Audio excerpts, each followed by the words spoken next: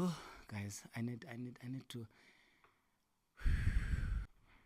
Yo, yabona, this particular conversation in this enhloko, for about 3 years now, she's been reporting a rape case.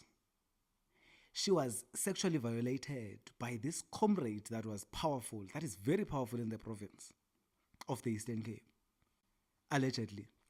This comrade, I'm not gonna, please guys, ninqande, okay? Please stop me. I don't wanna name names, but you will know about this gentleman. He is the provincial secretary of a prominent political party here in the Eastern Cape. Is being accused of rape. A person who uhamba phambili ukhala justice for Cwecwe. Let me take you to when it happened. This lady is a tertiary, TVET college, ufunde TVET, and this particular comrade is powerful. He's in the region. Kaba yonke lento is planned, and she doesn't know. Yamazu, she's a child. Umntana University TVET college. She doesn't know what's been planned.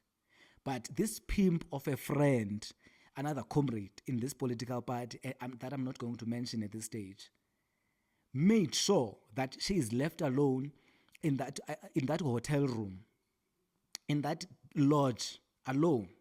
She's left alone in that lodge. She made an excuse to leave her alone with the perpetrator. He had his way with her. Akacelanga. They didn't have an agreement, and the comrade just took over. There's a 3-year-old child, the product of rape.